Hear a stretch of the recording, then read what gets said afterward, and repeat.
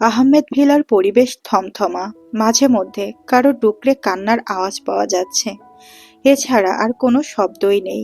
বাড়ির মেয়ে নিরুদ্দেশ, আর কোনো খোঁজ পাওয়া যায়নি। আয়েশা শামসুল নিজের বাড়ি চলে গেছেন। আয়েশা যেতে চাচ্ছিল না, কিন্তু শামসুলের ছুটি ফুরিয়ে গেছে। অফিস থেকে আর ছুটি গ্রান্টেড হবে না বলেছে, তাই বাধ্য হয়ে চলে যেতে হয়েছে তাদের। রাফসান এখানেই আছে, রুমাইশার খোঁজ করছে ও অন্য সবার সাথে, কিন্তু সাফওয়ান নেই গত দুদিন ধরে। সাফওয়ান বাড়ির বাইরে, ফোন বন্ধ করে রেখেছে। কোথায় আছে ও কাউকে বলেনি।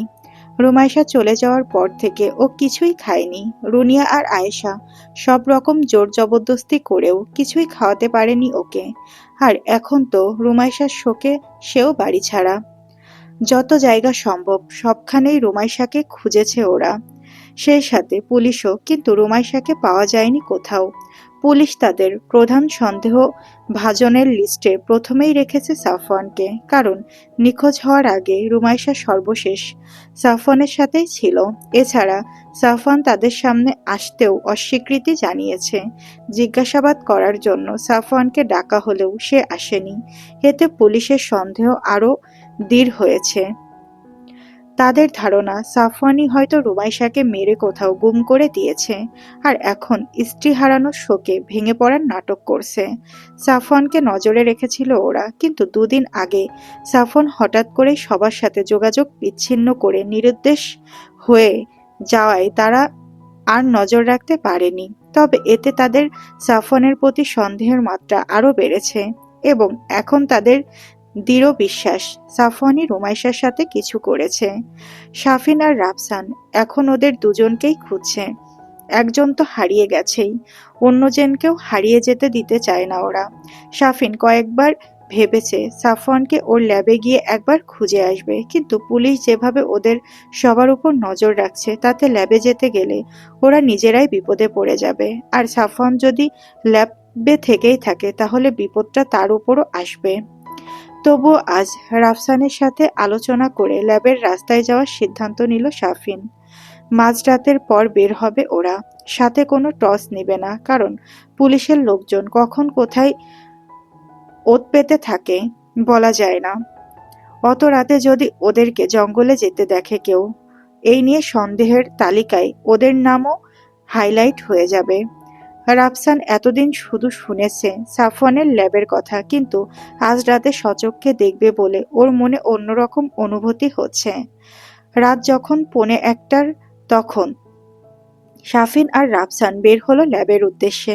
সাফওয়ানকে পাওয়ার সবচেয়ে সম্ভাবনাময় স্থান হলো ওর ল্যাব। দুজনে মিলে বাসার কাউকে না জানিয়ে চুপিসারে মেইন গেট দিয়ে বের হয়ে জঙ্গলের দিকে এগোলো। চাঁদের আবছা আলোতে খোলা জায়গাগুলো মোটামুটি স্পষ্টভাবে দেখা যাচ্ছে, কিন্তু জঙ্গলের ভেতর ঘুমো অন্ধকার। গাছপালা আর লতাপাতায় ঘন সন্নিবেশে জঙ্গলটা পুরো ব্ল্যাক হোলের মতো দেখাচ্ছে। গা ছমছম করছে ওই অন্ধকারের ভেতর তাকালে, কিন্তু ভয়কে পাত্তা না দিয়ে সাহস করে এগোলো দুজনেই। আলো না থাকায় ল্যাবের রাস্তায় অনুমানের ভিত্তিতে চলছে ওরা দুজন। শাফিন আগে হাঁটছে আর রাফসান ওর পেছন পেছন। কিছু দূর যাওয়ার পর ডোবার ধারে এলো ওরা। ডোবার পানিতে কচুরিপানা হয়েছে অনেক। ঈষৎ বেগুনি রঙা ফুল ফুটে আছে সেখানে কয়েকটা। ডোবার পানিতে চাঁদের আলো পড়ে ঝকমক করছে। ডোবার এই মোহনীয় দৃশ্য উপেক্ষা করে ওরা সামনে এগোলো। আরো কিছু দূর হাঁটার পর একটা খালি জায়গাতে এলো ওরা। এইখানে গাছপালার পরিমাণ কম। চাঁদের আলো গাছের ডালপালার ফাঁক দিয়ে মাটিতে এসে লুটোপুটি খাচ্ছে। এইখানে আগেও এসেছে শাফিন রুমাইশার সাথে। এই জায়গার রহস্য ও এখনো উদ্ঘাটন করতে পারেনি, কিন্তু জায়গাটা আর আগের মতো পরিষ্কার পরিচ্ছন্ন নেই।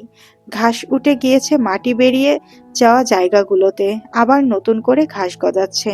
অনেক জায়গাতে এখনো কিছু মাটি উকি দিয়ে আছে, দেখেই বোঝা যাচ্ছে অনেকদিন এখানে এসে কেউ থাকেনি। আবারও হাঁটা শুরু করলো ওরা। কিছু দূর যাওয়ার পর জঙ্গলটা হঠাৎ করে ঘন হয়ে আসলো। চাঁদের আলোর ছিটে ফোঁটাও এখানে পৌঁছায় না। চোখ বড় বড় করে তাকিয়ে ওরা অন্ধকারের ভেতর রাস্তা দেখে দেখে হাঁটতে থাকলো। কয়েক পা আগানোর পর হঠাৎ করেই দাঁড়িয়ে গেল সাফিন। ওর দেখা দেখি রাফসানও দাঁড়িয়ে গেল। সাফিনের এমন আকস্মিক দাঁড়ানোর কারণে বোধগম্য হলো না রাফসানের। ও সাফিনকে পেছন থেকে একটা খোঁচা দিয়ে জিজ্ঞেস করলো, দাঁড়িয়ে গেল কেন? তাড়াতাড়ি যা, এখানে প্রচুর মশা, দাঁড়ালেই কামড়াচ্ছে। কিন্তু সাফিনের থেকে কোনো উত্তর এলো না। সাফিন তাকিয়ে আছে ওর সামনের দিকে। রাফসান সাফিনের দিকে তাকালো। এইভাবে ওকে সামনের দিকে তাকিয়ে থাকতে দেখে নিজেও ওর দৃষ্টি অনুসরণ করে তাকালো সামনের দিকে। ওদের থেকে প্রায় ৩০ হাত দূরে থাকা একটি মোটা গাছের কাণ্ডের আড়াল থেকে দুইটা জ্বলজ্বলে চোখ উকি দিয়ে ওদের দিকে তাকিয়ে আছে। এই গহীন জঙ্গলে অন্ধকারের ভেতর সে চোখ দুটোকে কোনো অশরীরী চোখের ন্যায় মনে হলো ওদের দুজনের কাছে। সাফিন নিজের বাম হাতটা দিয়ে হাতটে ওর পেছনে থাকা রাফসানের হাত ধরল। ভয়ে রাফসানের গলা শুকিয়ে গেল যেন।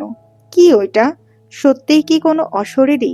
এত রাতে জঙ্গলে এসে কি ওরা ভুল করলো? কিন্তু সাফওয়ান তো রাত বিরাতে যখন তখন আসে, তেমন কিছু কখনো দেখলে তো ও নিজেই সাফিনকে বলতো। কিন্তু সাফওয়ানের সাথে নিজেদের তুলনা দেওয়াটা বোকামি। সাফওয়ান তো নিজেই ভূতের মতো, তাই ওকে দেখলে কোনো কিছুই ওর ধারের কাছে ঘেঁষবে না। আর ওরা হলো সাধারণ মানুষ। রাফসান সাফিনের পেছন থেকে ফিসফিস করে জিজ্ঞেস করলো, সাফিন, কি ওটা? আমাদের দিকে এইভাবে তাকিয়ে আছে কেন? হাতে করে তো কোনো লাঠিসোঁটাও নিয়ে আসেনি যে কাছে আসলে পেটাবো। সাফিন সেদিকে চোখ রেখে নিজেও ফিসফিস করে উত্তর দিল, এমনও তো হতে পারে যে ওটা সাফওয়ান ভাইয়া, হয়তো আমাদের দেখে আড়ালে চলে গেছে। ওর হয়তো মনে নেই যে ওর চোখ দুইটা জ্বলজ্বলে, তাই উকি দিচ্ছে। কি বলো? রাফসান আরো ভালো করে সেদিকে তাকিয়ে বলল, না, সাফওয়ান অনেক লম্বা, সামনে যে আছে সে সাফওয়ানের হাঁটুর সমান হবে। এটা অন্য কিছু, হয়তো ওটা কোনো জন্তু জানোয়ার, আমাদের পায়ের শব্দ পেয়ে আড়ালে গেছে। কিন্তু বিরোধিতা করলো সাফিন, বলল, না ভাইয়া, ওইটা কোনো ৪ পাওয়ালা জন্তু না, ওইটা ২ পাওয়ালা কোনো কিছু। আর তাছাড়া জন্তু জানোয়ারের চোখে আলো পড়ার পর তবেই জ্বলজ্বল করে, এমনিতে করে না। ওইখানে যে বা যা আছে তার চোখে তো কোনোভাবে আলো পড়ছে না, এর মানে ওইটা কোনো জন্তু জানোয়ার নয়, অন্য কিছু। শোনো, ভয় পেলে চলবে না, চলো আমরা আগাই, কারণ এখান থেকে ফিরে যাওয়ার কোনো অপশন নেই, আমরা অনেক ভেতরে চলে এসেছি। রাফসান আর সাফিন দুজন দুজনের হাত ধরল শক্ত করে। সেই জ্বলজ্বল চোখের অধিকারী জন্তুটা এখনো ওইখানেই আছে। ওরা দুজন ধীর পায়ে জন্তুটার দিকে নজর রেখে সামনে এগোতে থাকলো। কিন্তু জন্তুটার বেশ খানিকটা কাছাকাছি আসার পর জন্তুটা আস্তে আস্তে পেছনের দিকে সরে যেতে লাগলো, কিন্তু একেবারে পালিয়ে গেল না। আর ঠিক তখনই সাফিনের দৃষ্টিগোচর হলো যে ওটা কোনো জন্তু নয়, ওটার আকৃতি মানুষেরই মতো। আর এরপরই সাফিনের চোখ গেল সেই মানুষের মতো আকৃতির প্রাণীটার মাথার চুলের দিকে। অন্ধকারের ভেতর লম্বা চুলগুলো স্পষ্ট বোঝা যাচ্ছে। চুলগুলো প্রাণীটাই প্রায় অর্ধেক উচ্চতা ছাড়িয়ে আরো নিচে চলে গেছে। সাফিন এবার ভয়ে পেল সত্যি সত্যিই। ওখানেই দাঁড়িয়ে গেল ও, রাফসানকে ফিসফিসিয়ে বলল, ভাইয়া, আমরা হয়তো খুব বড় বিপদে পড়ে গেছি। ওটা সত্যিই কোনো ৪ পাওয়ালা জন্তু নয়, মানুষেরই মতো ২ পাওয়ালা কিছু একটা। আবার ওর মাথায় ইয়া লম্বা চুল আছে। আমি দেখেছি, ও নিশ্চিত অশরীরী টাইপ কিছু হবে, হয়তো আমাদেরকে প্রথম থেকেই ফলো করছে, এখন ঘন জঙ্গলে পেয়ে সামনে এসেছে। রাফসান প্রতি উত্তরে কিছুই বলল না, শুধু দেখতে থাকলো সেই প্রাণীটাকে। কিন্তু সেটা পেছন দিকে সরতে সরতে এখন আরো দূরে চলে গেছে। পেছন দিকে ধীরে ধীরে সরে যাচ্ছে সেটা। আর আচরণে আক্রমণাত্মক কিছু আছে বলে রাফসানের মনে হলো না। ২ পাওয়ালা প্রাণীটা ওদের দিকে নজর রেখেই সরে যাচ্ছে পেছনের দিকে। আর এভাবে সরতে সরতেই সেটা একটা কম ঘনত্বের ডালওয়ালা গাছের নিচে গিয়ে পৌঁছালো। আর তখনই গাছের ডালের ফাঁকা দিয়ে এক টুকরো চাঁদের আলো এসে পড়ল প্রাণীটার মুখের ওপর। আর ঠিক সেই মুহূর্তেই হতভম্ব হয়ে গেল রাফসান। মুখ দিয়ে শুধু উচ্চারণ করলো, রুমি। ল্যাবে রুমের বিছানার ওপর কুণ্ডুলি পাকিয়ে শুয়ে আছে সাফওয়ান। গত ২ দিন ধরে ও এখানেই অবস্থান করছে। বিছানা থেকে ওঠেনি একবারের জন্য। বিশালাকার শরীরটা শুকিয়ে গেছে পর্যাপ্ত খাবার আর পানির অভাবে। শরীরে পানি শূন্য হয়ে ঠোঁট ফেটে চামড়া উঠে যাচ্ছে। শরীর থেকে খোলস ছাড়ছে ওর, কিন্তু খোলসের সাথে যেন চামড়াটাই উঠে আসছে, শক্ত হয়ে আছে সেগুলো। অন্যান্য বারের মতো পাতলা আবরণ আর নেই। গত 2 সপ্তাহের বেশি সময় ধরে কিছুই না খাওয়ায় সাফওয়ানের বুকের পাঁজরের হাড়গুলো বেরিয়ে গেছে। চামড়ার ওপর দিয়ে সেগুলো দৃশ্যমান হয়ে ফুটে পড়েছে। পিঠের মেরুদণ্ডের হাড়ের গিঁটগুলো স্পষ্ট হয়ে আছে। অস্বাভাবিক লম্বা হাত পা দুইটা, হাড় জিরজিরে হয়ে আছে। অদ্ভুত দেখাচ্ছে ওকে। চোখে পিছুটি জমে গেছে ওর, কিন্তু সেগুলো ছাড়ানোর জন্য কোনো উদ্বেগ কাজ করছে না ওর ভেতর। চোখ থেকে পানিগুলোও যেন কোথায় হাওয়া হয়ে গেছে। বুকের ভেতর তোলপাড় হয়ে যাওয়া সত্ত্বেও চোখ থেকে আর পানি ঝরছে না ওর। বুকের কাছে নীলের ওপর সাদা রঙা কুচি ফুলের একটা কামিজ 2 হাতে জড়িয়ে রেখে আছে সাফওয়ান, যার গলার দিকটাতে মুখ লুকিয়ে শুয়ে আছে ও। কামিজটা থেকে ওর রিমুর গায়ের গন্ধ আসছে।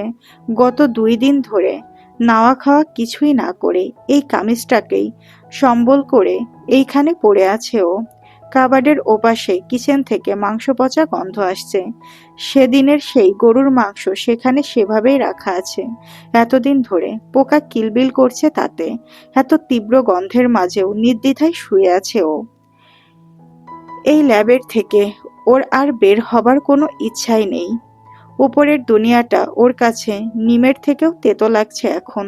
রুমাইশা যে ওকে এই সামান্য কারণে ভুল বুঝে এইভাবে নিরুদ্দেশ হয়ে যাবে, সেটাও কিছুতেই মেনে নিতে পারছে না। খানিকক্ষণ পর ওর ল্যাবের দরজার কাছটাতে শব্দ হলো কয়েকবার। কেউ ল্যাবের লোহার দরজাটার ওপর দুমদাম শব্দ করছে। সাফওয়ান চোখ মেলে তাকালো।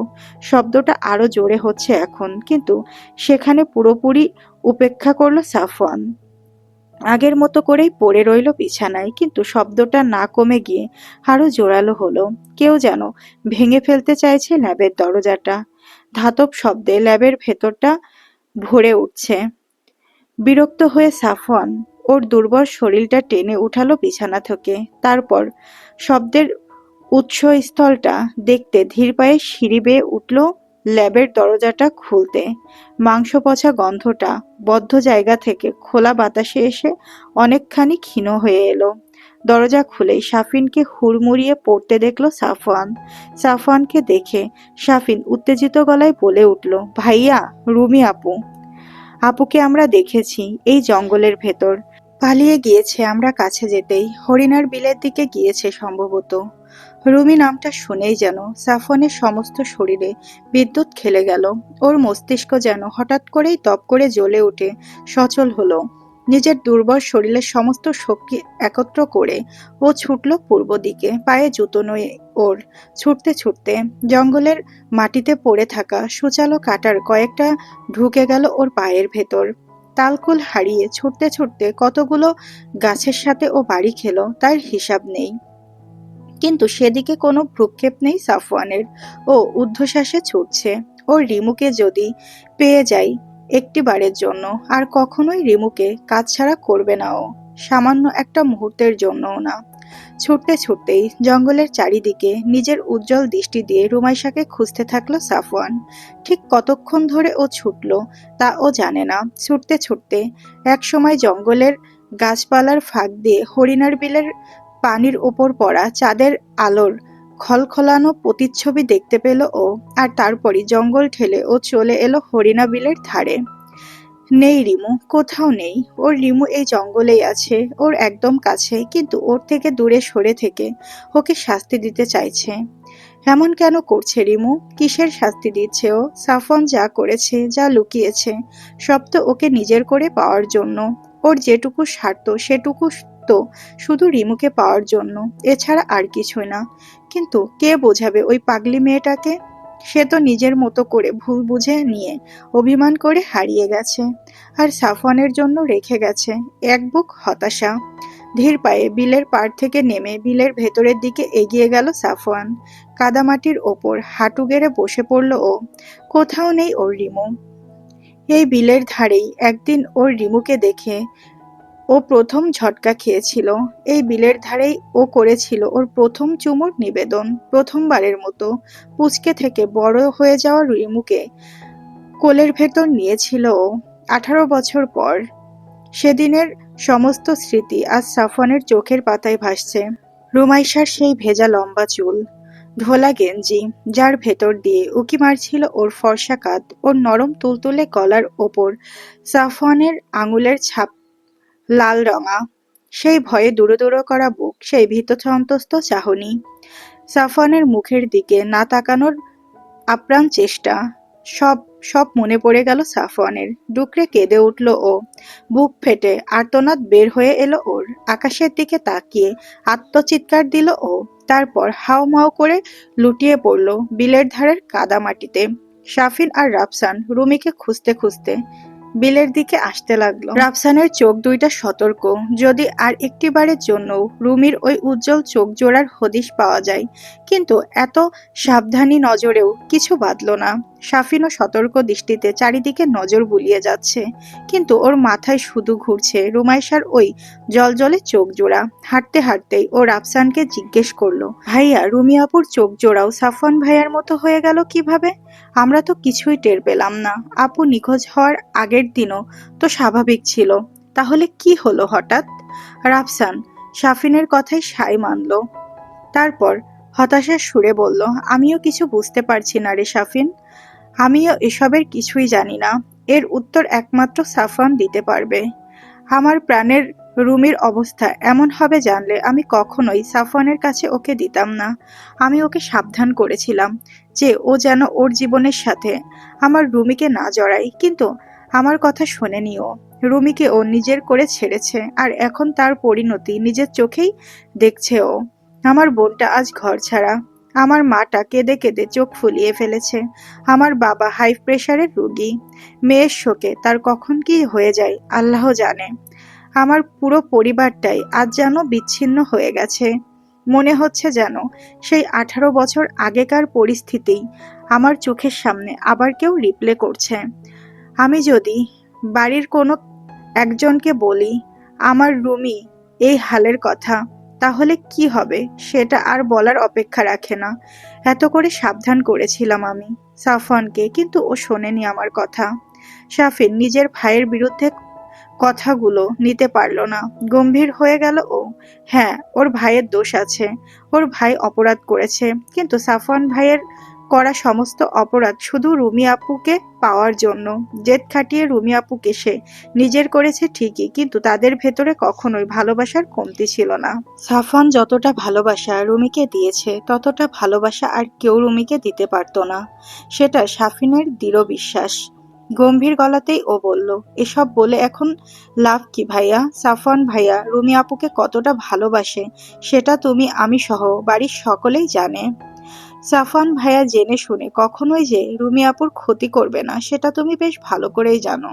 হয়তো তাদের ভেতরে এমন কিছু আছে যেটা আমরা জানি না, তাই না জেনে শুনে এইভাবে মন্তব্য করা ঠিক না।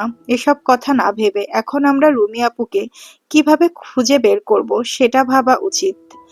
রাফসান প্রতিউত্তরে কিছুই বলল না। ওর এখন কোনো কথা খরচ করতে ইচ্ছে করছে না। চুপচাপ হাঁটতে থাকলো ও। আরো কিছুক্ষণ হাঁটার পরই ওরা প্রায় বিলের ধারে চলে এলো, আর দূর থেকেই ওরা শুনতে পেল সাফওয়ানের করুণ আর্তনাদ। চকিতে দুজন দুজনের দিকে তাকিয়ে ওরা ছুটল সেদিকে। আর বিলের আরো একটু কাছে যেতেই ওপর থেকেই ওরা দেখতে পেল কাদামাটিতে লুটিয়ে পড়া সাফওয়ানকে। কিন্তু সাফওয়ানের কাছে আসলো না ওরা। জঙ্গলের ধার ঘেঁষেই দাঁড়িয়ে রইল। শাফিন একবার যেতে চাইলেও রাফসান যেতে দিল না। সাফওয়ানকে ছেড়ে দিল ওর মতো করে।